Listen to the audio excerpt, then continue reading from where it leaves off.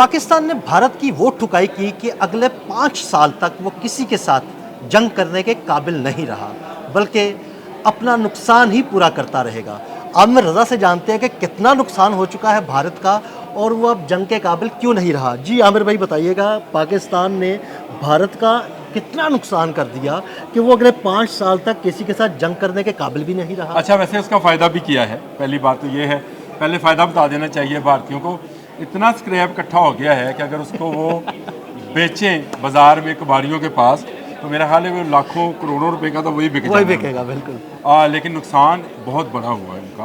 और ये सिर्फ मजाक की बात है, लेकिन भारतीयों का वो पैसा जो गरीब भारतीय और जिनके पास 2 वक्त का खाना नहीं है, उनके खून से निचोड़ा हुआ पैसा जो है मोदी ने अपने जुनून की खातर लुटा दिया।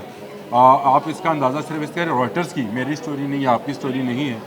उन्होंने कहा 2 दिन में जब जंग शुरू की है भारत ने, ड्रोन्स भेजने शुरू किए, उससे लेकर पाकिस्तान के हमले तक 83 बिलियन डॉलर उसकी इकॉनमी में से निकल गया। ये बहुत बड़ी रकम है। इसको आप इस तरह से समझें कि इस वक्त जंग के अंदर कहा जाता है कि उनका सबसे बड़ा नुकसान जो हुआ S-400 का हुआ। S-400 का एक बैटरी, एक सिस्टम जो है वो कितने का है? 1.5 बिलियन डॉलर का, 1.5 अरब डॉलर का है जी। बिल्कुल। 2 बैटरीज हमने तबाह हाँ की, जी। कितने की हुई? 3 अरब 3 डॉलर। अरब और जिसमें से 83 बिलियन डॉलर निकल जाए जिस इकॉनमी में से, उस इकॉनमी का पर्स में क्या रह गया होगा? कुछ भी नहीं। कुछ भी नहीं। अच्छा, ये तो वो नुकसान था जो हमें नज़र आता है। 9 अरब डॉलर लगाए आप जहाज़ों का, जो उनके जहाज़ गिरे हैं, बिल्कुल। उनकी मालियत मैंने नहीं लगाई, चाइना के CCTV की ये रिपोर्ट है कि 9 अरब डॉलर वो हैं जो हवा में पाकिस्तानियों ने मार गिराए। लेकिन बहुत सारे लोगों को नहीं पता कि ब्राह्मोस के जो 2 उनके सप्लाई लाइन डिपोज थे, उनको भी तबाह किया। उनकी मालियत भी अरबों रुपए में है। 2 ब्रिगेड हेडक्वार्टर उड़ाए, बेशुमार एयरपोर्ट, यानी 26 तो एयरपोर्ट्स, वो एयर लाइंस हैं जहाँ से वो जहाज़ उड़ते थे, जो स्ट्रिप कहते हैं, एयर स्ट्रिप्स हैं, जिनको तबाह बर्बाद कर दिया गया। ना पठानकोट छोड़ा, ना उड़ी वाला डिपो छोड़ा, ना हमने अभी तो आर्टिलरी वाला जो नुकसान है उनका, वो अलग से है। वो जहाँ से तोप चलाना चाहते थे वहाँ पे मिसाइल जाके गिरता था। ये बहुत बड़ा नुकसान है। अभी इंडिया खुद का लोहा और कबाड़ जो है इकट्ठा कर रहा है। ये मजाक की बात नहीं मैं कर रहा हूँ।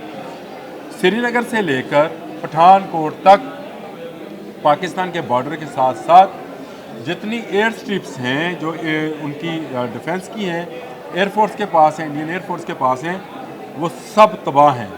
उसके इर्द गिर्द जितना इंफ्रास्ट्रक्चर था वो सब तबाह है। और इंडियन जो तजियाकार हैं वो बता रहे हैं कि उनकी जो इंडियन फौजियों से बात हुई तो उन्होंने कहा कि हमें ऐसे लगता था जैसे बारिश हो रही है और हर कतरे से पहले एक सीटी की आवाज़ आती थी, और उस सीटी की आवाज़ के बाद हमें पता था हम गए। और यही होता था, उस सीटी की आवाज़ से सब कुछ तबाह होता चला जा रहा था। तमाम पाकिस्तान की बॉर्डर के साथ साथ जितनी उनकी एयर स्ट्रिप्स थी, जो एयरलाइंस के जो उनकी इंडियन एयरफोर्स के ज़ेर एहतमाम थी, सब की सब तबाह कर दी गई।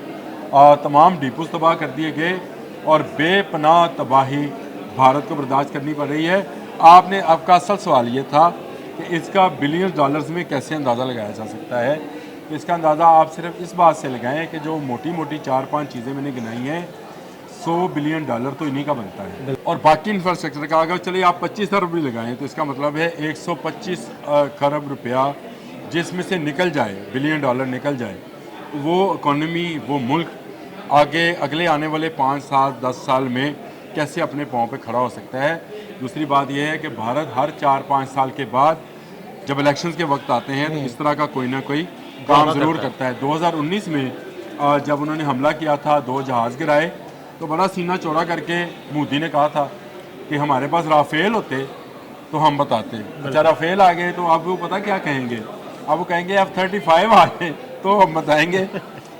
लेकिन असल बात वही है जो आज एक बैनुल-अक़वामी वेबसाइट के ऊपर बड़े मज़े से उन्होंने लिखी हुई थी, मैंने क्योंकि वो सुनी है ऑडियो के ऑप्शन के साथ। तो उन्होंने कहा कि ये ऐसे ही है जैसे आप फरारी ले लें और उसको कोई स्कूटर ठोक दे। वाह। ये बड़ी मिसाल थी राफेल और JF-17 थंडर के हवाले से कि 20 अरब रुपए का जो था जहाज़, उसने 240 अरब रुपए वाले जहाज़ को ठोक दिया। तो अगले 5 साल तो क्या, अगर शर्म वाला होगा तो अगले 50 साल भी भारत पाकिस्तान के सामने नहीं आएगा। लेकिन वहाँ क्योंकि सियासत जो की जाती है वो पाकिस्तान के नाम पे की जाती है, वहाँ पे वोट पाकिस्तान के नाम पे लिया जाता है, बॉलीवुड की फ़िल्म पाकिस्तान के नाम से चलती है, वहाँ की इकॉनमी पाकिस्तान को दिखाकर बनाई जाती है, वहाँ के लोगों को पाकिस्तान से डरा कर रात को सुलाया जाता है कि सो जा बेटा गब्बर आ जाएगा। याद है ना फिल्म? वो भी इन्हीं की फिल्म है वैसे। अच्छा, ये वो चीज़ है जो कि पाकिस्तान को दिखाकर की जाती है। मेरा ख्याल है कि अगले 5-7 साल तक, जब तक इनके पास F-35 नहीं आता अमेरिका से, उस वक्त तक ये दोबारा अब कोई कोशिश नहीं करेंगे। लेकिन ये भी कोई शर्त नहीं है, क्योंकि इंडियन एयरफोर्स का जो मोराल गिरा हुआ है, जो उसके एयर चीफ ने प्रेस कॉन्फ्रेंस की है, जैसे उनका मुंह लटका हुआ था, मेरा ख्याल है बहुत सारे रिज़ाइन आने वाले हैं भारतीय आर्मी, भारतीय एयरफोर्स और भारतीय बहरिया के अंदर। इस पर अगर आप कहेंगे तो दोबारा आपको किसी अलग व्लॉग में बता दूँ। बहुत शुक्रिया आमिर भाई ने बड़ी तफसील के साथ आपको बता दिया कि अब अगले 5 साल तक, यानी कम से कम 5 साल तक भारत पाकिस्तान की तरफ मैली नज़र से नहीं देख पाएगा। आमिर रज़ा और अदील अहमद को इजाज़त दीजिएगा। अल्लाह हाफ़िज़।